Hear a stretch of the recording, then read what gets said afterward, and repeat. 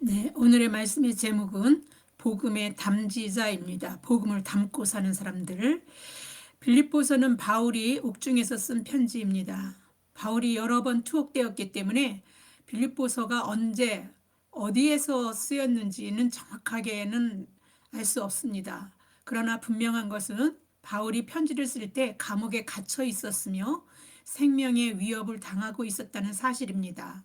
그러한 사실에서 가장 유력한 것은 로마에서 가택연금 상태로 2년 동안 지낼 때입니다. 그때 에베소서, 골로새서, 빌레몬서와 함께 빌립보서도, 그러니까 네 개의 서신서가 이게 옥중 서신인데 이 네 개의 서신서를 썼다라고 그렇게 사람들은 봅니다.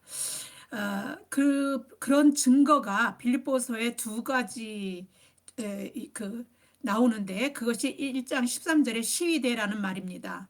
시위대는 로마에 주둔하고 있는 시위연대인데, 여기는 시위연대를 말하기보다는 그 시위연대를 구성하는 사람들로 이렇게 추정하고 있습니다. 그러면 4장 22절에 나오는 가이사의 집 사람들, 이런 말이 나옵니다.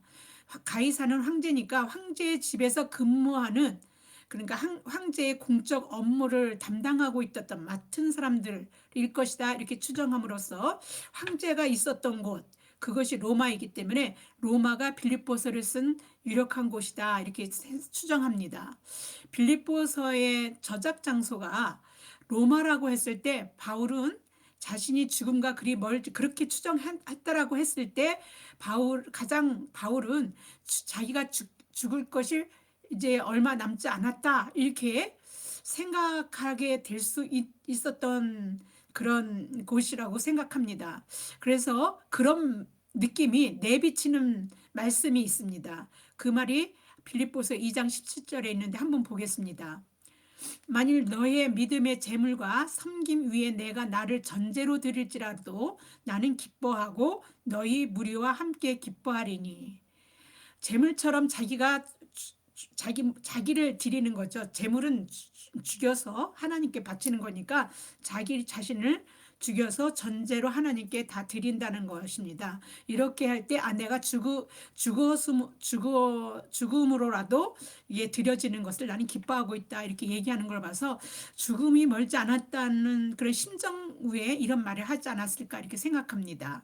이렇게 추정해 보면 빌립보서가 빌립보 교회가 세워진 수년 후에 써보낸 편지라고 볼 수 있습니다. 거의 그가 그 선교 사역이 거의 끝나갈 무렵, 그래서 그 참수형을 당하는 그쯤 가까이에 있었을 것으로 생각하고, 바울이 로마에 있었던 60년대 초 그 무렵이었 거라 이렇게 추정합니다.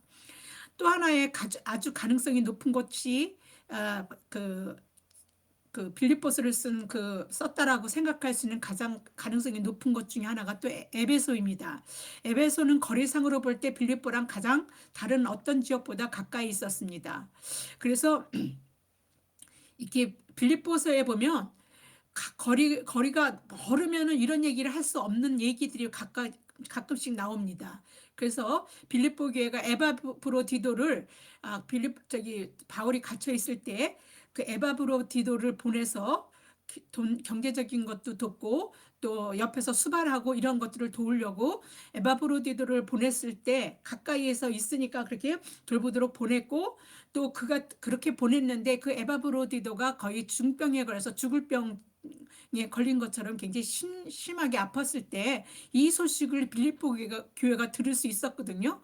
그러니까 이렇게 멀리 있는 지역이면 그렇게 그 소식을 듣기가 쉽지 않을 텐데 그런 소식을 들었다는 것과, 그 다음에 이런 소식을 듣고 걱정하는 그 빌립보 교회로 해서 바울이 에바브로디도를 이제 다 회복되고 난 다음에 다시 돌려보낸다라든지, 또 아니면 자신이 빌립보 교회를 가고 싶어 하는데 그 가기 전에 디모데를 먼저 보내겠다, 이렇게 한다는 말이 나오는데, 이런 언급하는 말에서 왕래하기가 다른 어떤 지역보다도 가깝지 않았을까. 물론 지금 우리가 가깝다라고 하는 것 정도의 거리는 아니지만 다른 어떤 선교 지역들보다는 가까웠다라고 이렇게 생각하게 됩니다. 그것을 한번 빌립보서 2장 19절에서 보겠습니다. 내가 디모데를 속히 너희에게 보내기를 주 안에 에서 바람은 너희의 사정을 알므로 안위를 받으려 함이라. 사정을 많이 금방금방 들을 수 있었고, 그러니까 이게 누군가를 보내야 될 때 마음을 먹으면 쉽게 보낼 수 있는 그런 위치에 있지 않았을까 이런 생각이죠. 지금과 같은 교통수단이 많지 않고 배나 도보로 다녀야 하는 시대에 서로 왕래하는 것, 오고 가는 것들에 대한 부담감이 분명히 있었을 텐데, 그런 것들이 그 서신서에 어디에도 나와 있지 않는 것으로 봤을 때, 그러니까 다른 어떤 지역보다 가까웠던 에베소가 가능성이 높지 않을까라고 추정합니다. 이렇게 추정해 봤을 때 빌립보 교회가 생긴 지, 사도 바울이 빌립보 지역을 빌립보 교회를 세워지게 된 그 시점에서 그렇게 오래지 않았을 때 일인 것 같습니다. 그래서 53년에서 한 55년 정도로 추정해 보고, 어, 보는데, 그런데 투옥되었다는, 에베소에서 투옥되었다라는 어떤 내용도 성경적인 어떤 근거가 이렇게 성경에 나와 있지 않기 때문에, 없기 때문에, 그래서 이런 추정을 좀 어렵게 하는 견해를 갖고 있는 학자들도 많이 있습니다. 또 하나의 빌립보서를 쓴 곳으로 추정하는 장소는 가이사라입니다. 바울은 가이사라에서 2년 이상 갇혀 있었고, 빌립보서에 나오는 근거가 되는 말, 아까 로마에서 썼을 것이라 추정했던 그 말, 1장 13절에 뭐 시위대와 4장 22절에 나오는 가이사의 집사람들, 이 말이 나오는데, 만약에 가이사랴라고 한다면 시위대도 거기는 있었었고, 가이사의 집사람들에서는 로마 제국에서 파견한 외교 일을 하는 사람들을 가리켜서 가이사의 집사람들, 황제의 일을 맡아 하는 사람들로 이렇게 생각해 볼 수 있기 때문에, 그래서 가이사랴가 아닐까 이렇게 생각합니다. 근데 여기는 거리가 너무 멀죠.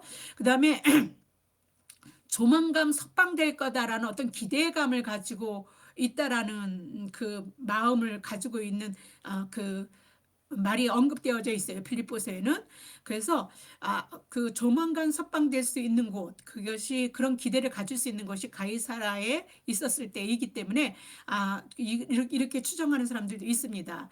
빌립보서의 1장 26절하고 2장 24절에 한번 보겠습니다. 1장 26절, 내가 다시 너희와 같이 있으므로 그리스도 예수 안에서 너희 자랑이 나로 말미암아 풍성하게 하려 함이라. 다시 너희와 같이 있겠다라고 얘기하는 거는 이제 풀려날 것이다 이렇게 생각하는 겁니다. 또 빌립보서 2장 24절에서 나도 속히 가게 될 것을 주 안에서 확신하노라. 속히 갈 수 있을 거라는 확신을 가졌다라는 것에서도 풀려날 것을 예상하고 있고 이런 말을 쓰지 않았을까 이렇게 생각합니다. 이런 추정으로 빌립보서가 그 바울이 빌립보에서 사역하던 때와 더욱 아주 더 가까운 시기에 이게 기록되었다. 그렇게 보는 거죠. 그래서 주후 57년에서 59년으로 추정하게 됩니다. 그런데 대부분의 사람들은 저작 장소를 로마라고 생각합니다. 그런데 저도 그렇지만 모든 사람을 위한 옥중서신 이거를 쓴 저자 톰 라이트는 빌립보서의 저작 장소를 에베소로 추정하며 그 근거에 대해서 다음과 같이 말하고 있습니다. 저도 그의 말에 동의해서 그런 근거로 이야기를 풀어가려고 합니다. 한번 보겠습니다. 지금 그는 감옥에 있다. 그가 그들을 다시 보러 가겠다고 말하는 것으로 보아 또한 투옥되었던 다른 경우에는 그리스도로 돌아갈 의도가 전혀 없었던 것으로 보아 그 감옥은 에베소에 있는 것이 분명한 듯하다. 빌립보 교회는 이렇게 감옥에 있는 그에게 금일봉을 보냈다. 그가 편지를 쓰는 이유 중 하나는 진심 어린 감사를 전하기 위해서다. 이렇게 쓰고 있습니다. 제가 그 저작 장소, 그러니까 빌립보서를 쓰게 된 장소에 대해서 여러분에게 이렇게 상세하게 이야기하는 것은 그곳이 어디냐에 따라서, 그 시기가 어떤 시기였느냐에 따라서 빌립보 교회에 바울이 전하는 바울의 개인적인 심정, 사적인 심정들의 이해와 깊이가 좀 다를 수 있기 때문에 제가 이렇게 여러분들은 어떤 생각을 가지고 있을지는 잘 모르겠습니다. 이 세 가지 중에 어떤 쪽인데, 이렇게 저는 에베소서에서 썼을 것이라 추정하면서 여러분에게 말씀을 전할 것입니다. 그런데 이러한 것들이 바울의 심정을 이해하는데 조금 약간 각도의 차이가 있습니다. 이게 정도의 그렇지만 내용이 달라지는 것은 아닙니다. 그냥 개인적인 심정을 이해하는 데 있어서 조금 달라질 수 있다라는 것을 얘기하는 것이지 편지 내용 자체가 달라진다 이건 아닙니다. 음, 어쨌든 바울은 복음을 전하다가 갇혀 있는 처지가 되었습니다. 바울의 그러한 처지를 긍정적으로 보는 사람은 아무도 없을 것입니다.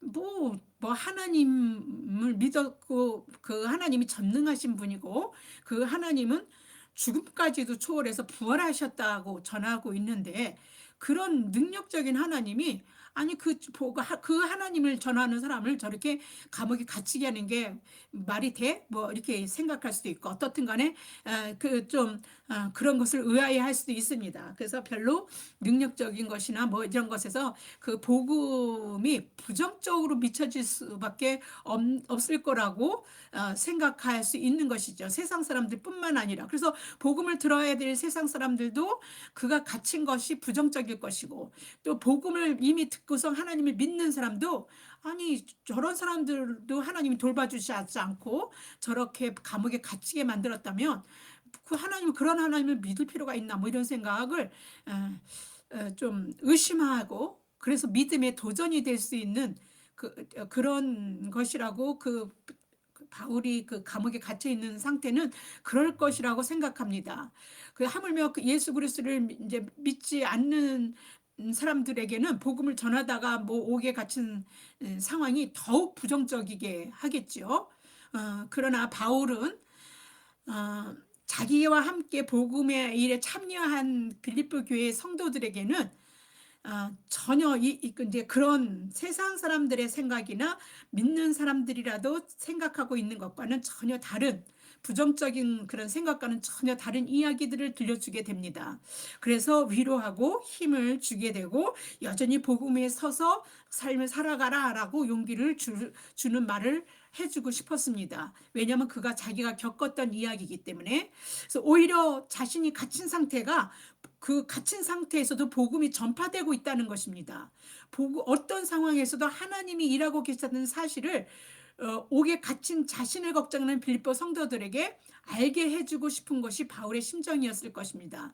그래서 바울은 매를 맞거나 고난을 당하는 어떤 것에서도 자신은 고난을 당하고 힘들지만 하나님의 계획과 하나님의 뜻과 그 복음이 전혀 그런 세상적인 어떤 것에서 굴복되어진 적이 없다라는 것을 그리고 여전히 그 말씀에 힘이 있어서 그 복음이 전파되고 있다라는 것을 그는 알았고 자신의 옥에 갇혔다라고 그 세상적인 사람들이나 믿는 사람들이 믿음의 시험을 받을 만큼의 그런 그 위협적인 어떤 일들이 아니고 오히려 은혜가 된다라는 것을 말하고 싶었던 것입니다. 그래서 빌립보서 1장 12절에서 이렇게 말합니다. 보겠습니다. 형제들아 내가 당한 일이 도리어 복음 전파에 진전이 된 줄을 너희가 알기를 원하노라.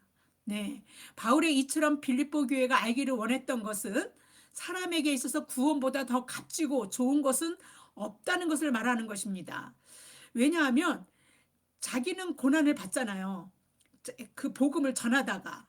그런데 그렇게 복음을 전하다가 비록 자신은 갇히게 되고 부자유한 몸이 된다 하더라도 이 값진 복음, 이 복음보다 더 값진 것은 없다. 이런 것들 때문에 온전히 바울의 그 목적, 그 생각, 모든 것은 복음에 그 이렇게 집중되어 있다. 이렇게 얘기할 수 있습니다. 이제 그 복음은 무슨 얘기입니까? 우리가 구원받는 얘기를 하는 것입니다. 구원을 영생하도록 있는 생명이 우리에게 주어진다라는 것입니다. 그래서 그 생명은 어떠한 것의 값으로도 계산될 수 없고 어떠한 값으로도 대체할 수 없는 것입니다. 예수님이 당신의 목숨값으로 얻어진 그 귀한 값진 것, 예수님의 값이 유명한 명화들 같은 거, 고흐의 작품이라든지 아니면은 레오나르도 다빈치라든지 뭐 라파엘로 뭐 이런 사람들이 그 미켈란젤로 이런 사람들의 작품은요. 값으로 매겨지기 추정이 불가할 정도로 그 비싼 것들도 있습니다. 그런데요, 그래도 그것들은 아무리 비싸도 값을 매깁니다. 그러나 구원은요, 값을 매길 수가 없어요. 수천억 원을 가지고 있다 할지라도 그는 그 돈으로 구원을 살 수가 없어요. 그리고 아무리 능력 있고 지적인 것으로 뛰어나고 모든 사람들을 다 능가할 수 있는 어떤 그런 힘을 가지고 있는 사람도 그 구원을 감히 얻지 못합니다. 그 구원은 왜냐하면 예수님을 통해서만 이루어지기 때문입니다. 이게 얼마나 값진 것인데, 세상에서 제일 값진 것은요, 값으로 매길 수 없습니다. 어, 하나님이 그런 것들은요 다 공짜로 주셨어요. 공기도 공짜고 물도 공짜고, 지금은 사람들이 너무 이 지구를 오염시켜서 애초에 하나님이 돈을 매겨서 돈 있는 사람에게 물을 주거나 공기를 파시거나 그러지 않으셨습니다. 사람들에 의해서 이렇게 오염됐기 때문에 물도 사 먹고, 공기도 어떤 사람들은 신선한 공기를 사서 먹는 사람도 있습니다. 이게 목의 어떤 상태를 뭐 저기 하기 위해서, 뭐 그런 목적으로 지금은 그렇게 그런 시대까지 왔지만, 그러나 모든 어떤 값진 것들은 다 값으로 매길 수도 없지만 값으로 살 수도 없는 것입니다. 예수님을 믿는 믿음, 구원도 마찬가지입니다. 믿기만 하면 그냥 됩니다. 믿으면 구원받습니다. 이 엄청난 놀라운 사실, 우리가 구원받고 영생하도록 있는 삶을 산다는 사실을 바울은 예수님을 만나고 깨달았습니다. 그리고 이것을 가지고, 이것을 몸에 담고 자신에게 담아서, 이 복음의 담지자가 되어서 누구에게든지 이것보다 더 값진 것이 없으니까요. 자신이 세상 땅에서 이루려고 생각했던 모든 노력과 힘들었던 모든 것들을 다 배설물로 여길 정도로 이것보다 더 견주어서 값진 것은 없다라고 생각했기 때문에, 그래서 그런 것을 자기 목숨조차도 아깝지가 않은 거예요. 이 놀라운 사실에 의해서는. 그래서 그 가치로 생각했을 때 뭐 갇혀 있는 게 중요한 게 아니라 갇혀 있어도 복음이 전해지기를 열망했는데, 그래서 그는 복음을 담지하고 있는 자로서 그냥 그가 있는 곳이 그냥 복음 전파가 되는 것이에요. 그래서 갇혀 있든 밖에 있든 자유인으로 있든 어디든 복음이 갇히지는 않습니다. 그래서 그러한 이야기들을 자기 삶을 통해서 이야기하고 싶었던 것입니다. 어, 하나님이 자신의 독생자 아들을 내어주는 그 사랑을 누가 어떻게 값으로 얘기할 수 있겠습니까?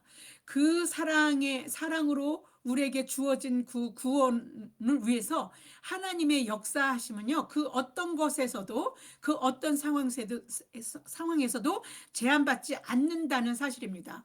우리는 갇힐 수 있습니다. 우리가 복음을 담지하고 있어도 우리는 갇힐 수 있고, 우리는 어려움 속에 있을 수 있습니다. 우리가 잘 믿는다고 우리가 어려움이 없거나 우리만 승승장구하고 살 수 있는 것은 아닙니다. 그러나 하나님의 뜻은 구원을 위해서 이 복음에 사람들이 구원해서 영생하도록 있는 삶을 살게 하도록 하나님의 뜻을 이루는 데 있어서는요, 어떠한 것도 제한받지 않는다는 사실입니다.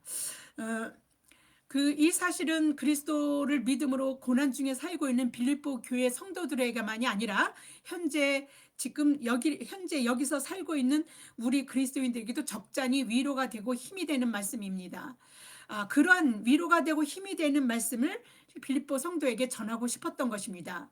그리스도인이라고 다 부자가 되는 것도 아니고요. 그리스도인이라고 다 암에 걸리지도 않습니다. 암에 걸리지 않는 것도 아닙니다. 어떤 예수 잘 믿는 믿음이 좋은 사람도 암에 걸릴 수 있고요. 그리스도인이라고 교통사고가 비켜가는 것도 아닙니다. 그렇지만 안 믿는 사람도 멀쩡하게 승승장구하고 다 살아가는 사람도 있고, 돈이 많이 버는 사람도 있고 있습니다. 그것에서 영향을 전혀 받지 않는다라는 것입니다. 세상이 겪는 모든 고난의 파도가 어떤 인생에게도 늘 있게 마련입니다. 그게 그리스도인이든 아니든. 그런데 복음의 담지자로 살고 있는 우리 그리스도인들에게 있어서 영생, 구원에 대한 그러한 일들, 그 일들은 제한을 받지 않는다는 거죠. 하나님은 예수 그리스도를 믿는 믿음이라는, 예수 그리스도가 구원의 유일한 길이라는 것을 하나님이 제시하셨고, 이제 누구나 예수 그리스도를 믿으면 되는 것입니다. 돈 없으면 구원받지 못하는 게 아닙니다. 못생겼다고 구원받지 못하는 게 아니고, 똑똑하지 못하다고 구원받지 못하는 게 아닙니다. 착하지 않아도 됩니다. 왜냐하면 우리 죄를 대신해 주셨거든요. 그래서 우리는 우리가 우리가 죄를 지을 수 없는 무능력함이 있습니다. 죄를 지을 수밖에 없는 죄의 저항력에서 무능력한 우리 상태를 우리는 압니다. 그래서 그 연약함, 그런 상태를 너무도 잘 알고 있기 때문에 하나님이 우리에게 고백하는 시간을 갖게 하셔서 다시 한번 비워내고, 다시 한번 제가 다시 죄를 짓는다 하더라도 그 죄를 다시 비워내고 다시 하나님으로 채워가면서 다시 살게 하시고 이럴 수 있는 기회를 준다는 건요. 그래서 죄의 사함을 받는 것이 얼마나 복이 있는지 다윗은 노래로 시로 시편에서 노래하고 있습니다. 우리가 사함을 받는 일들을 통해서 우리가 그것이 얼마나 큰 기쁨이고 하나님의 은총인지 우리는 매주 예배를 드리면서 경험하게 되는 것입니다. 하나님은 그 구원의 유일한 길 예수 그리스도, 그 길을 제시하셨고 그 예수 그리스도를 믿는 믿음으로만 구원을 받습니다. 구원의 길을 가기 위해 철저히 말씀을 연구하고 말씀을 지키고 말씀대로 살아봤다고 자부할 수 있는 사람이 누구입니까? 바로 다름 아닌 사도 바울이었습니다. 그는 그래서 말씀대로 율법을 잘 지켜야지 되지, 그렇지 않으면 율법을 어기는 것은 하나님께 그거는 신성 모독이라고 생각했고 하나님을 배반하는 일이라고 생각했기 때문에 예수 그리스도를 믿는 자들을 다 잡아가려고 그렇게 했던 사람입니다. 그가 다메섹 도상에서 예수님을 만났고 이 길, 예수님만이 그 길이라는 걸 알았습니다. 유일한 길이 되신, 그래서 그 길을 알았기 때문에 유일한 길인 자신처럼 전에 그러한 일들을, 그 어리석은 일을 반복하지 않고 이 새로 깨달은 그 길, 이게 유일한 길이라는 걸 알았기 때문에 이걸 전하지 않을 수가 없었던 것입니다. 그래서 그것을, 예수 그리스도를 자기 속에 담아서 그것을 전하는 것입니다. 근데 그것은요, 이제는 영생을 이미 받은 삶으로 살아가기 때문에 죽음의 위협도 별로, 죽음이라는 것에 대해서도 위협이 되지 않는 것이죠. 복음의 담지자의 삶은 그런 것입니다. 우리가 죽는다고 육신적인 건 죽을 수 있습니다. 죽음이 우리를 위협하는 세상은 그렇게 합니다. 죽음으로 우리를 위협하죠. 그래서 우리를 굴복시키려고 합니다. 그러나 영생을 이미 살고 있는 우리에게 죽음은 그렇게 위협이 되는 것이 아니거든요. 근데 이거를 철저하게 알고 있는 바울이 지금 빌립보 교회도 그 우상들을 섬기고 황제를 숭배하고, 그래서 그렇게 예수 그리스도를 믿는 믿음으로 살기에는 사회적으로 굉장히 여러 가지 제약이 많고 어려움이 많았습니다. 그런데 그렇게 고난을 겪으면서 살면서도 복음에 참여하고 있는 빌립보 교인들에게 이것을 알려주고 싶었던 것입니다. 그리고 자신을 걱정하잖아요. 그러니까 열심히 살고 있는데 복음을 저렇게 잘 전하는데 갇혀 있어? 그럼 우리도 그러다가 뭐 잘못되는 거 아니야? 이렇게 걱정할 수 있을 수도 있는 사람들에게 이렇게 능력 있는 복음이다, 이런 것들을 복음의 능력이 무엇인지를 제대로 말해주고 싶었던 것이 바울의 서신서를 쓰게 된 이유 중에 하나이라고 또 저는 생각하고 있습니다. 모든 그리스도인들은 예수 그리스도를 믿음으로 구원받은 삶을 사는 복음의 담지자들입니다. 저도 그렇고 여러분도 마찬가지입니다. 우리는 말씀을 듣고 말씀이 우리의 삶을 그 말씀에 믿는 믿음 위에서 우리는 살아가기 때문에 우리는 복음을 가지고 살아가는 사람입니다. 그래서 우리는 이제 복음을 담고 사는 사람, 복음이라는 게 뭡니까? 예수 그리스도를 믿는 믿음으로 우리 영생을 얻는 거, 구원을 받는다. 그죠? 우리는 부활한다. 예수님의 삶으로 보여줬던 그것을 알고 있고 전하는 자들이지 않습니까? 그 내용을 우리 안에 가지고 우리가 사도신경에서 신앙을 고백한 것처럼 우리 신앙이 그 안에 있는 것입니다. 그래서 그렇게 살아가는 우리는요, 이제 우리가 사는 게 아니에요. 우리는 육신으로 살고 있지만 이제 우리 영은 우리가 사는 게 아니라 그리스도께서 우리 안에 살고 계시는 것입니다. 그 내용이 갈라디아서 2장 20절에 있습니다. 보겠습니다. 내가 그리스도와 함께 십자가에 못 박혔나니 그런즉 이제 내가 사는 것이 아니요 오직 내 안에 그리스도께서 사시는 것이라. 이제 내가 육체 가운데 사는 것은 나를 사랑하사 나를 위하여 자기 자신을 버리신 하나님의 아들을 믿는 믿음 안에서 사는 것이라. 네, 바울이 자신 안에 그리스도께서 사시는 것이라는 고백처럼 그리스도가 자신 안에 계신다라는 믿음의 그리스도인들은요, 누구나 그리스도의 담지자, 복음을 담고 있는 사람, 복음의 담지자로서 그가 어디에 있든지 사람들이 그를 통해서, 그리고 그의 삶 자체, 뭐 예수를 믿으라 뭐 이렇게 말로 전하지 않더라도 삶을 통해서, 그리고 어쩌면 말을 통해서라도 복음, 어떤 그런 모든 것에서 그리스도를 만나는 기회를 갖게 되는 것입니다. 바울은 몸은 감옥에 있어도 그가 담지하고 있는 복음은 그를 통해서 그 복음이 감옥에 갇히는 게 아니라 그 복음은 그를 통해서 막 전파가 되고 있는 것입니다.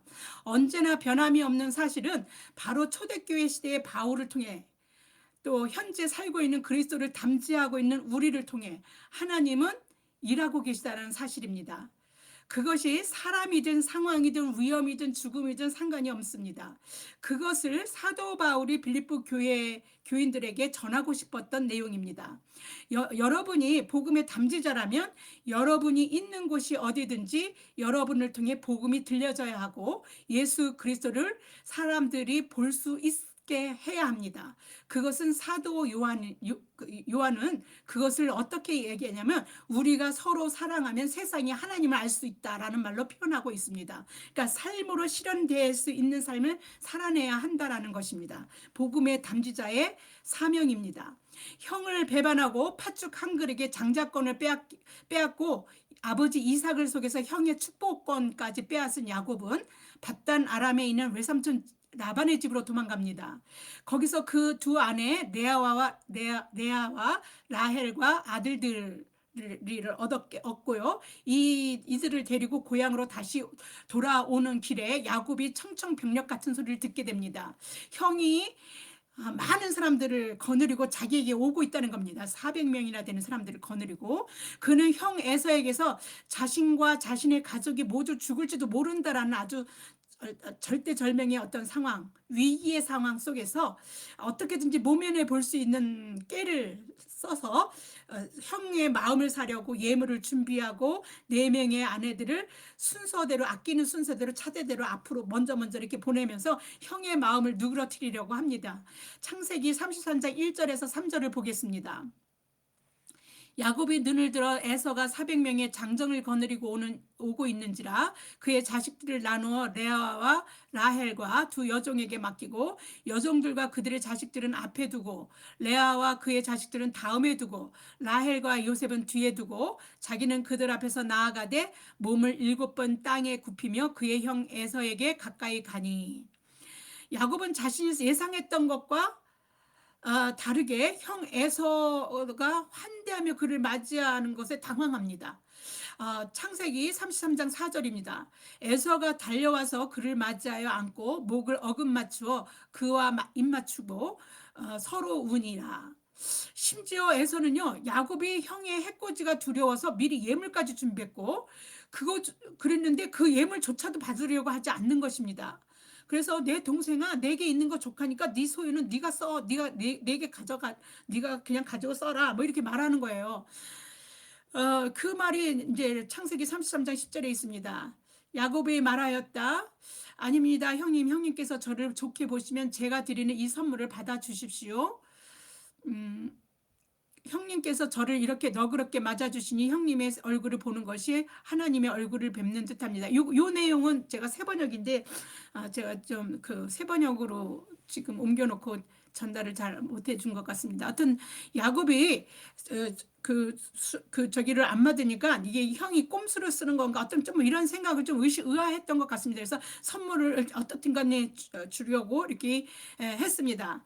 그러나 그렇게 형에게 선물을 주려고 해도 형이 그걸 마다하면서 그냥 너그럽게 그를 맞아주니까 그가 예상치 못한 형 400명이나 데려왔다면 자기는 이제 죽은 목숨이다라고 생각하고 자기 식솔들과 자기가 다 죽을지도 모른다라는 위협 속에서 형이 전혀 뜻밖의 행동을 하는 그런 환대하고 선대하는 그런 일들에서 좋게 이게 바울이 느꼈던 건 뭐냐면 하나님을 보는 거예요. 누구에게서요? 형에게서. 그 야곱이 왜 형님의 얼굴을 뵙는 것이 하나님의 얼굴을 뵙는다라고 말했을까요? 형 에서에게 아부하는 말이었을까요? 좀 목숨을 구원하기 위해서 좀 이렇게라도 얘기해야 내가 살아남지 않을까 하는 생각에서 이렇게 했을까요? 아마 이 말은 진심이었을 것 같습니다. 자신이 형에게서 않는, 기대할 수 없었던 자신이 한 행위를 봤을 때 형에게서 뭐 좀 약간의 그래도 뭐 완전히 환대하는 것까지는 기대가 아니더라도 야 너 서울에서 뭐 이 정도의 말이라도 들을 거 핀잔이라도 들을 줄 알았는데 그런 얘기는 조금도 없이 목을 껴안고 입맞춤을 하고 환대를 하는 것에서 이거는 하나님이 이런 하나님이 형을 통해서 나에게 이 선하심을 드러내셨구나 라고 느끼게 된 것이죠. 하나님께 그가 그 형을 만나기 전에 엄청 기도를 하고 하나님께 그 저기 형을 만나게 됐어요. 목숨의 위협을 느꼈기 때문에. 근데 그런 기도에 자신의 그런 기도에 하나님께서 형을 그렇게 해서 하나님이 나에게 형이 나를 선대하게 하겠구나. 그래 그런 마음으로 형이 그런 모든 것에서 뭘 봤냐면 하나님을 본 거예요. 그래서 이거는 그 마음이 진심이었던 것 같습니다.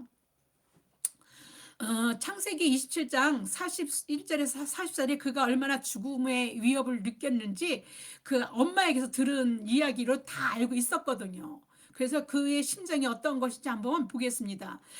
창세기 27장 41절에서 44절입니다. 그의 아버지가 야곱에게 축복한 그 축복으로 말미암아 에서가 야곱을 미워하여 심중에 이르기를 아버지를 곡할 때가 가까웠은즉 내가 내 아우 야곱을 죽이리라 하였더니 맏아들 에서의 이 말이 리브가에게 들림에 이에 사람을 보내어 작은 아들 야곱을 불러 그에게 이르되 내 형 에서가 너를 죽여 그 한을 풀려 하니 내 아들아 내 말을 따라 일어나 하란으로 가라. 내 오라버니 라반에게로 피신하여 내 형의 노가 풀리기까지 몇 날 동안 그와 함께 거주하라. 엄마가 이 두 아들을 동시에 이런 일이 있다가 동시에 이룰지도 모른다는 큰일 났구나 하는 생각에 이제 야곱을 피신시키는데 그런 그 엄마에게서 형의 노가 풀렸다는 소식을 들은 적이 없거든요. 그러니까 그 죽음을 각오할 수밖에 없는 거죠. 왜냐하면 형이 널 죽이겠다 그랬다라고 마음을 품고 있다. 이런 한을 품고 있다. 이런 얘기를 엄마에게 들었던 사람이기 때문에 그거를 늘 갖고 있었습니다. 그런데 그 형이 400명이나 끌고 와요. 장정을. 그러면 더욱더 그러한 생각으로 이제 이제는 죽었구나. 뭐 이렇게 생각했었을 것입니다. 그런데 뜻밖의 예상치 못하게 목을 어금 맞추고 입 맞추고 더군다나 그 뭐랄까 그 선물까지 공사는 선물까지 마다하는 걸로 봐서 너무도 이 일들은 하나님이 아니시면 이 상황을 사람에게선 기대할 수가 없는 상황을 보게 되는 겁니다. 그래서 그 에서에게서 하나님을 봤다라고 야곱이 하나님의 얼굴을 뵙는 듯하다 이렇게 고백하게 된 것입니다. 우리 그리스도인에게서 세상 사람들이 바로 세상 사람들이 우리를 통해서 하나님을 봐야 합니다. 세상 사람들의 삶의 원칙은요, 자기에게 유익이 되는가 아닌가의 기준으로 합니다. 사람을 사귀는 것이든 돈을 버는 것이든 어떤 일이든지 간에 이런 이기적인 삶을 우리는 나무랄 수 없습니다. 세상이 그렇게 가르쳐 왔고 그렇게 살도록 종용하고 있기 때문입니다. 아무리 채우려고 하여도 그렇게 되어지는 삶은 채울 수가 없는 욕망의 화신으로 살게 됩니다. 그러다가 그렇게 자기가 이루고 다 가진 것 그거 다 가지고 갑니까? 죽을 때 다 내려놓고 가야 합니다. 그래서 허무함으로 그냥 사그러들고 마는 그런 인생들이라고 대부분 그런 삶을 추구하는 사람들은 그렇게 생각합니다. 그러나 그러한 차원을 넘어서게 하는 것이 있습니다. 물질은 없어져도요 사람에게서 그의 고귀한 어떤 생각, 그 의미, 어떤 기쁨 이런 것들은요 이런 물질로 채워지는 것이 아니거든요. 그래서 베풀게 되고 남에게 도움을 주고 이타적이고 살게 되면요 삶이 물질로 채워지는 건 물질은 조금만 채워도 그냥 만족이 이루어지고요. 오히려 그러한 삶은요 풍성해집니다. 뭐 세상 사람한테 아니 뭘 아무것도 없는 사람 같은데 뭘 저렇게 사람이 행복하게 살까 하고 하는 사람들, 의아해하는 사람들이 있습니다. 그렇지만 왜냐하면 그가 나누고 베풀고 하는 중에 그 인생 가운데 더 풍성하게 그 삶을 이렇게 채워갔기 때문입니다. 그러면 그 나누고 베푸는 그런 풍성함을 채워가고 그러한 것들의 교류가 있었던 사람들은 그런 것들을 받은 사람들에게서 그 사람의 기억이 오래오래, 그는 몸이 죽는다 할지라도 그 사람에 대한 좋은 기억들이 그들 속에서 살아서 움직이고 그것들이 그들을 더 영원하게 살게 할 수 있는 어떤 그런 일들이 되기도 하는 것입니다. 그런 남의 유익을 위해서 자신을 내어주는 삶 누가 제일 많이 했습니까? 예수님입니다. 예수님은 그것의 표본입니다. 그래서 전 세계 많은 사람들이 그 삶을 그 삶대로 살아가고 예수 그리스도의 제자가 되는 삶을 지금 살아가고 있는 것입니다. 아, 성경은요, 자기 유익을 구하지 않는 그것이 사랑이라고 말하고 있습니다. 고린도전서 13장 4절에서 6절을 보겠습니다. 사랑은 오래 참는 것도 그래서 사랑입니다. 같이 살고 있는 사람, 저 사람에게 저거는 아주 그냥 정말 참을 수가 없어, 뭐 그런 거 있습니까? 그런데 참고 사시죠? 사랑하기 때문입니다. 오래 참는 것입니다. 그리고 온유하며 시기하지 아니하며, 사랑은 자랑하지 아니하며 교만하지 아니하며 무례히 행하지 아니하며 자기 유익을 구하지 아니하며, 여기 나오죠? 자기 유익을 구하지 않는 것도 사랑입니다. 성내지 않는 것도 사랑이고, 악한 것을 생각하지 아니하며 기뻐하고 모든 것을 참으며 모든 것을 믿으며 모든 것을 바라며 모든 것을 견디느니라. 여러분들이 지금 견디는 삶을 살고 있습니까? 그러면 사랑한 것입니다. 사랑하는 것, 삶을 사랑하는 겁니다. 예수님을 사랑하고 구원받은 삶을 감사하며 사는 것의 하나의 표현이 견디며 사는 것이라고 볼 수 있습니다. 고린도전서 13장에 제가 읽어드린 이 4절에서 6절에 이 나오는 사랑, 그 사랑이 그리스도를 담지하고 있는 우리 그리스도인들에게 삶으로 보여지면 세상은 우리에게서, 야곱이 형에게서 말하는 것처럼 당신의 얼굴에서 하나님을 봅니다라고 말할 것입니다.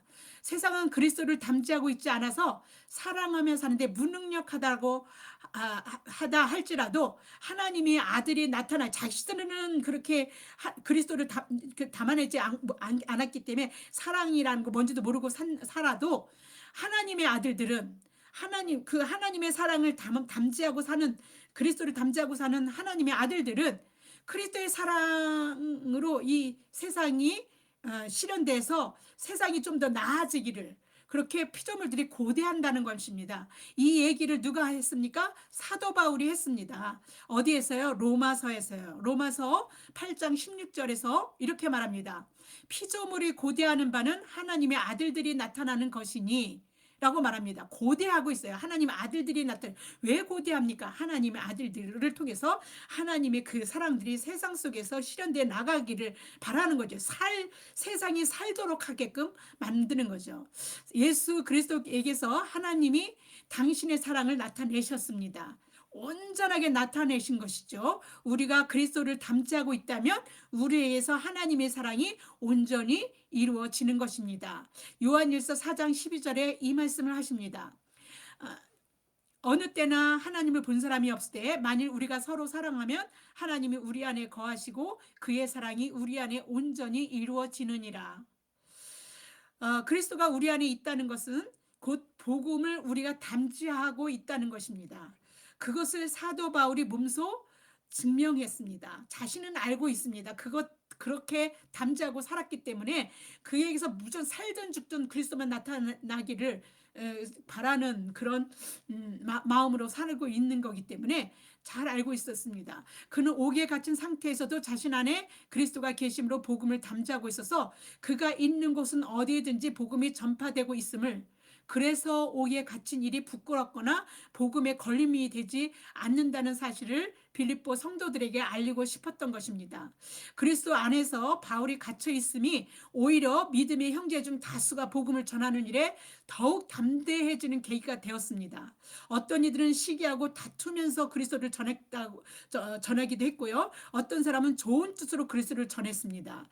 바울의 매임이 더욱 어떻게 이렇게 이제 이 괴로움을 더하려는 의도로 그리스도를 말하는 사람도 있었지만, 그런 사람 그렇게 말하는 것 때문에 오히려 그리스도가 전파되는 겁니다. 왜냐하면 예수 바울이 전하는 그리스도가 저렇게 믿어봤자 저렇게 감옥에 갇히는 거 아니야, 뭐 이렇게 해서 더 막 복음에 방해가 되고 괴로움을 더 하려고, 그러니까 그리스도를 나쁘게 막 말하는 말로 전하는데, 오히려 사람들은 그리스도가 뭔지 몰랐던 사람들도 그리스도가 누구냐, 그리스도를 전해서 저 감옥에 갇혔다며, 뭐 그리스도에 대한 얘기를 자꾸 듣게 되는 겁니다. 그래서 전파되는 게 그리스도라는 거예요. 그래서 어떻게 하든지 그리스도가 전파되기 때문에 사도 바울은 일단 자기가 갇히는 거 이런 거 개의치 않고 기뻐했다라는 말을 하고 있습니다. 빌립보서 1장 18절입니다. 그러면 무엇이냐? 거칠애로 하나 참으로 하나 무슨 방도로 하든지 전파되는 것은 그리스도니 이로써 나는 기뻐하고 또한 기뻐하리라. 그리스도가 전파되는 것이라면 자신이 매인 것조차 하나님의 도구로 쓰임받는다는 사실을 기뻐할 수 있는 비결이 무엇일까요? 여러분이 혹시 감옥에 갇힌 일로 하나님의 쓰임을 받는다 그러면 기뻐하시겠습니까? 우울하고 침울하고, 왜 내게 이런 일이 일어납니까? 내가 하나님을 잘 믿고 있는데 내가 왜 갇혀야 합니까? 이렇게 좀, 저는 그랬을 것 같아요. 저는 좀 용기가 있는 사람이 아니라 그때마다 하나님 앞에 내 감정을 솔직하게 드러내는 사람인데, 저는 자신 바울처럼 할 수 있을 것이라고 이렇게 생각할 수가 없습니다. 그러나 바울이 그렇게 한 거죠. 복음의 담지자로 살았기 때문에 갇힌 자로 사는 것조차도 자신을 구원에 이르게, 그런 것조차도 자신을 이게 구원에 이르게 하는 한 증거가 된다라고 했습니다. 그래서 바울이 그렇게 답합니다. 갇힌 자로 사는 것조차 자신을 구원에 이르게 하기 때문이다, 이렇게 대답합니다. 그래서 그는 살든 죽든 자신에게서 오직 그리스도가 존귀하게 되기를 바라며 죽는 것도 주를 위해서라면 유익하다라고, 아주 이거는 일반 사람들은 생각할 수 없는 역설적인 것이고 어떻게 보면 혁명적인 것, 생각의 혁명, 이런 것이라고 말할 수 있겠습니다. 빌립보서 1장 19절에서 21절입니다. 이것이 너희 간구와 예수 그리스도의 성령의 도우심으로 나를 구원에 이르게 할 줄 아는 거로, 이렇게 이제 성령의 도우심 나를 구원에 이르게 할 줄 아는 거로 나의 간절한 기대와 소망을 따라 아무 일에든지 부끄러워하지 아니하고, 그냥 갇혀 있는 게 부끄럽지 않은 거죠. 지금도 전과 같이 온전히 담대하여 살든지 죽든지 내 몸에서 그리스도가 존귀하게 되게 하려 하나니. 네, 내가 죽는다고 복음이 죽는 것도 아니고, 내가 갇힌다고 복음이 갇히는 것도 아니고, 그죠? 내가 수치스럽게 된다고 복음이 수치스러워지는 건 아닙니다. 그거는 가치로 매길 수 없는 영생을 주는, 우리에게 생명을 주는 것이기 때문에 그렇습니다. 우리가 감옥에 갇히거나 그와 같은 경험이 있다면 사람들에게 나 감옥에 있어, 혹은 나 감옥에 있다 나왔어 라고 자신 있게 그 얘기를 드러낼 사람이 있습니까? 우리는요, 세상 사람들하고 같이 있으면 밥 먹을 때 식사기도 하는 것도 두려워합니다. 그런 것조차도 그냥 부끄러워하는데, 하물며 감옥에 갇힌 일들을 가지고 자랑하지는 않을 겁니다. 그죠? 자랑은 아니더라도 부끄러워해야 될 일이 아닌데 우리는 부끄러워하고 숨기게 마련이라는 것이죠. 이거는 저의 관점에서 저는 그렇습니다. 우리에게 사람의 이목, 그러나 이런 이목이 사실은 감옥입니다. 우리는 어디에도 갇혀 있지 않지만, 바울은 감옥에 진짜 갇혔잖아요. 근데 우리는 갇혀 있지 않은데 어디 감옥이에요? 사람들의 이목에, 사람들의 시선에, 그 이목에, 그 판단에, 이런 것들에 감옥에 갇혀 산다라고 할 수 있습니다. 그래서 우리의 이런 세상의 이목이라는 감옥에서 우리의 자유함을 저당 잡히고 살아가는 인생들, 그 제 모습이라고 할 수 있는데요. 그러나 사도 바울은 어떻습니까? 실제로 갇힌 자이지만 매여 있었지만 아주 자유했던 사람입니다. 왜냐하면 자신이 복음의 담지자로 사는 것이 구원에 이른다는 그런 확신을 가지고 있었기 때문입니다. 구원의 확신은 우리에게 자유를 선물합니다. 죽음도 두려움도 협박하지 못합니다. 누구나 죽습니다. 그죠? 누구나, 그러나 누구나 구원받는 건 아닙니다. 그죠? 누구나 죽지만 누구나 구원받는 건 아닙니다. 그런데 그 구원을 누구나 받는 것이 아니라 믿음으로 받는 그 구원, 예수 그리스도 때문에 받는 그 구원, 그 구원을 받은 사람입니다. 그러면 누구나 죽는 거 어차피 죽음은 있습니다. 육신의 옷을 벗을 때는 누구나 다가옵니다. 그러나 그것을 그런 구원의 확신을 가지고 살면 그런 것들에게서 자유해지는 것입니다. 사람의 이목, 시선 이런 것에서 자유해집니다. 죽는 것도 내게 유익이라고 말할 수 있겠습니까, 여러분? 그렇다면? 그죠? 내가 만약에 이제 사도 바울은 그렇게 했습니다. 죽는 것도 내게 유익하다 이렇게요. 그죠? 왜냐하면 자유했기 때문에. 그런데 조금 우리는 살다 보면 이제 죽음이라는 것들에 망설여집니다. 그러면 내게 구원의 확신의 정도가 아직은 부족한가라고 생각해 봐야 되지 않을까 생각합니다.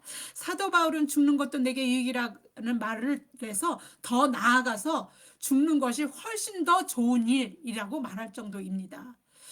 그렇지만 그는 죽는 것과 사는 것에서 그 선택에서 고민을 합니다. 죽기 싫어서 고민하는 게 아닙니다.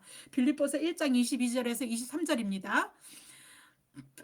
그러나 만일 육신으로 사는 이것이 내 일의 열매일진데 무엇을 택해야 하는지 나는 알지 못하노라. 내가 그 둘 사이에 끼었으니 차라리 세상을 떠나 그리스도와 함께 있는 것이 훨씬 더 좋은 일이라. 그렇게 하고 싶으나 이렇게 얘기하고 있습니다. 사도 바울은 구원의 확신이 있었기 때문에 고달픈 육신의 삶을 벗어서 그냥 육신의 옷을 벗고 빨리 죽어서 그리스도랑 함께 있는 게 오히려 그가 더 원하는 것이었습니다. 더 훨씬 더 좋은 거라 그렇게 얘기했습니다. 그런데 왜 그는 죽는 것을 선택하지 않고 나중에 살겠다라고 얘기합니까? 그 말만 그렇게 하고 진짜는 아니라서 그럽니까? 아닙니다. 다름 아닌 복음 때문에 그렇습니다. 복음을 하나라도 더 전하고 싶었기 때문에 자기가 살아있는 동안에는 하나라도 더 복음이 전파되기를 바랬기 때문입니다. 그리고 더 이제 구체적으로는 빌립보 성도들을 위해서 자신이 사는 것이 더 유익하다라고 사도 바울은 생각했던 것입니다. 빌립보서 1장 24절을 보겠습니다. 내가 육신으로 있는 것이 너희를 위하여 더 유익하리라. 육신으로 있어서 너희를 위해서 그 복음을 말하고 가르치고 함께 기도하고 울력하고 복음으로 살도록 막 이렇게 해주고 이렇게 하는 일들을 해주는 것이 해준다면 빌립보 성도들이 믿음으로 많이 성장하고 자라고 흔들림 없는 믿음 안에서 또 살아가지 않겠습니까? 그들조차도 복음의 담지자로 또한 살겠죠. 그러니까 자신이 너희를 위해서 유익하다. 내가 살아있는 것이. 자기를 위해서는 죽는 게 더 좋은데 너희들을 위해서 내가 살아야 되겠다라고 생각했던 것입니다. 그래서 그는 뼛속같이 복음의 담지자였던 것입니다. 사도 바울은 감옥에서 풀려나게 되면 빌립보서 2장 24절에서 이렇게 얘기합니다. 나도 속히 가게 될 것을 주 안에서 확신하노라. 그러니까 빌립보 교회에 갈 생각을 하고 있습니다. 가서 자기가 전한 복음, 그리고 복음을 들었는데 좀 그 복음이 연약해서 그 믿음으로 굳게 서지를 못하고 막 그러면 좀 세워주고 막 이러고 싶었던 것입니다. 왜냐면 그런 것에서 아주 든든하게 서 있는 자신, 갇혀 있는 것이 그렇게 두려운 일이 아니었고 죽음도 두려운 일이 아닐 정도로 그렇게 복음에 확신을 가지고 있는 자기 자신, 그런 모습들을 그들도 그렇게 살 수 있도록 보여주고 싶었던 거겠죠. 그는 복음을 전파하는 것에 머물러 있는 것이 아니라 더 나아가서 믿음을 굳건히 세우고 자라도록 가르쳤고 그 일을 위하여 빌립보 교회에 갈 것을 생각했던 것입니다. 갇혀있던 바울이 빌립보 교회를 방문하게 되면 그 자체로 복음을 위해서 함께 참여했던 빌립보 교회는 어떻습니까? 큰 기쁨이 됐었을 것입니다. 그래서 자신이 살아서 육신으로 있는 게 너희를 위하여 유익하다라고 말할 수 있었고, 이제 너희의 믿음의 진보와 기쁨, 믿음이 더 자라나갈 수 있고 기쁨을 위해서 내가 가겠다 이렇게 얘기하는 의사를 밝히는 겁니다. 빌립보서 1장 25절에서 26절입니다. 내가 살 것과 너희 믿음의 진보와 기쁨을 위하여 너희 무리와 함께 거할 이것을 확신하노니 내가 다시 너희와 같이 있으므로 그리스도 예수 안에서 너희 자랑이 나로 말미암아 풍성하게 하려 함이라. 누구나 다 바울이 될 수는 없습니다. 그러나 구원의 확신이 우리의 삶의 태도와 질을 이 세상 차원이 아닌 저 세상, 아니 저 천국을 저 세상인 천국을 소망하며 지금 여기서도 영생을 누리면서 살아가게 한다는 것을 알게 합니다. 구원의 확신은 그런 것입니다. 그것은요, 죽음까지도 초월하는 것입니다. 죽음이 별로 우리는 영생하도록 있는 삶이 우리에게 있는데 죽음이 뭐가 두렵습니까? 육신의 영혼이 육신의 옷을 잠깐 벗는다는 것이, 그죠? 옷은 낡아질 수 있는 것이지 않습니까? 썩어지고 없어질 수 부패하지만 우리 영혼이 없어지는 건 아니지 않습니까? 우리의 영혼이 새 옷을 갈아입게 되는 것입니다. 그래서 이제 그게 우리의 부활된 몸이거든요. 그러니까 이런 믿음을 가지고 사는 사람들이 무슨 죽음이 두렵겠습니까? 그래서 그렇게 사는 것이 능력의 삶이라고 얘기하는 겁니다. 사나 죽으나 우리에게서 예수 그리스도가 존귀하게 되는 차원으로 믿음을 더욱 굳건하게 하기 위해서 바울은 그리스도의 복음에 합당하게 생활하라라고 빌립보 교인들에게 권면합니다. 그리고 그 복음에 합당하게 생활하는 것을 두 가지로 언급하는데요. 첫째는 성도들이 서로 한 마음으로 서서 한 뜻으로 복음의 신앙을 위해 협력하는 것입니다. 이게 굉장히 중요해요. 왜냐하면요, 예수님이 마지막으로 기도하실 때, 우리를 위해서 기도할 때 한 마음을 위해서 그렇게 땀방울이 핏방울이로 맺혀질 정도로 그렇게 기도하실 때 예수님의 주요한 우리를 위한 기도가 하나가 한 마음 한 뜻인 거거든요. 교회가. 자,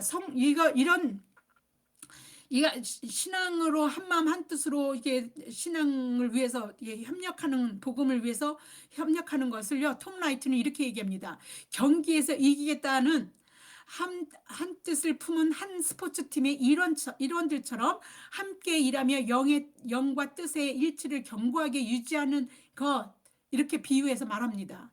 그러니까 스포츠 팀들이 팀으로 팀전을 할 때 팀이 하나가 되지 않으면 절대 이길 수 없습니다. 믿음도 그렇다는 것이죠. 하나가 되는 것이 하나님의 뜻입니다. 그 뜻을 우리가 이루고 살기 위해서는 하나 되는 것으로 일단 분열되지 않고 하나가 되는 것, 그것이 예수님이 우리가 그렇게 살기를 바라셨고 교회가 그러기를 바라셨던 것입니다. 그것에서 하나님의 능력이 나오기 때문입니다. 근데 그 하나가 되는 건 하나님의 뜻이고 하나님의 뜻, 하나님의 일을 우리가 하는 것입니다. 하나 되는 것을 그거 하나만으로도. 근데 분열시키고 나누는 건 누가 하는 일입니까? 사탄의 일입니다. 그래서 우리가 분열된다면 사탄의 하수가 된 것입니다. 우리가 하나 됐다면 하나님의 종이 된 겁니다. 하나님의 뜻을 이룬 것이 되는 것입니다. 복음의 신앙을 위해서 한 마음으로 서서 한 뜻으로 협력할 때 사탄은요, 일할 자리를 잃게 되고, 반대로 교회는요, 성도들이 사는 삶의 현장에서, 성도들이 모이는 교회에서 당신의 뜻인 구원이 막 이루어져 나가는 일들이 그런 한 마음 한 뜻으로 나가는 일에서 이루어지는 것입니다. 또 둘째는요, 대적자들에게 두려워하지 않는 것, 이것을 얘기합니다. 메시지 성경은요, 성도들이 하나됨으로 서로 협력하는 것이 대적자들을 두렵게 하지 않고 오히려 대적자들의 위협이 될 것이라고 말합니다. 그래서 이것 자체가 대적자들이 패배하는 것이고 그리스도인들에게는 승리가 되는 것이다. 이렇게 같은 내용인데 메시지 성경은 그렇게 얘기하고 있습니다. 한번 볼까요? 한 비전을 품고 한 마음으로 굳게 서서 사람들이 메시지 곧 복된 소식을 신뢰하도록 분투하십시오. 대적하는 자들 앞에서 조금도 위축되거나 몸을 빼는 일이 없게 하십시오. 여러분의 용기와 하나됨은 적들에게 분명 위협이 될 것입니다. 그들이 직면한 것은 패배요, 여러분이 직면한 것은 승리입니다. 이 둘은 모두 하나님에게서 오는 것입니다. 그 조금 더 말을 풀어가는 것이 좀 현대어로 풀었기 때문에 제가 이 말을 했지만, 사실 이 말씀은 빌립보서 2장 27절입니다. 보겠습니다. 오직 너희는 그리스도의 복음에 합당하게 생활하라. 이는 내가 너희에게 가보나 떠나 있으나 너희가 한 마음으로 서서 한 뜻으로 복음의 신앙을 위하여 협력하는 것과 무슨 일에든지 대적하는 자들 때문에 두려워하지 아니하는 이 일을 듣고자 함이라. 이것이 그들에게는 멸망의 증거요 너희에게는 구원의 증거니 이는 하나님께로부터 난 것이라. 네, 사도 바울은 빌립보 교회나 우리가 명심해야 할 부분이 있음을 말해줍니다. 빌립보 교회에게 얘기했지만 우리도 우리에게 내게 하는 말로, 사도 바울이 우리에게 전하는 말로 들어야 합니다. 예수 그리스도를 믿는 믿음으로 사는 길에는 은혜만 있는 것이 아니라 그리스도를 위해서 받는 고난도 있다라고 말합니다. 메시지 성경은 고난은 신뢰만큼이나 값진 선물이라 이렇게 얘기하고 있습니다. 복음의 담지자로 사는 우리에게 있어서 바울이 감옥에 갇힌 것처럼 고난이 있습니다. 고난은 그러나 하나님 은혜의 통로가 되고 믿음의 털을 더욱 굳건하게 다질 뿐만 아니라 그리스도의 장성한 분량으로 우리의 믿음을 자라나게 합니다. 믿음의 주요 온전케 하시는 그리스도를 바라보며 고난을 당당하게 맞이하고 인내로서 살아내는 것, 이것이 사랑으로 사는 것입니다. 사랑하며 살아가는 것이고 세상이 우리를 위해서 우리를 통해서 하나님 복게 하는 것입니다. 그렇게 살아내는 저와 여러분이 되기를 축원합니다. 기도하겠습니다. 참 좋으신 하나님 아버지, 존귀와 영광을 올려드리며 감사를 드립니다. 예수 그리스도를 영접하고 믿음으로 구원받은 삶을 사는 우리 모두가 복음을 담지하고 살아간다는 우리의 삶의 정체성을 다시 한번 말씀으로 각인시켜 주시고 알게 하심에 감사를 드립니다.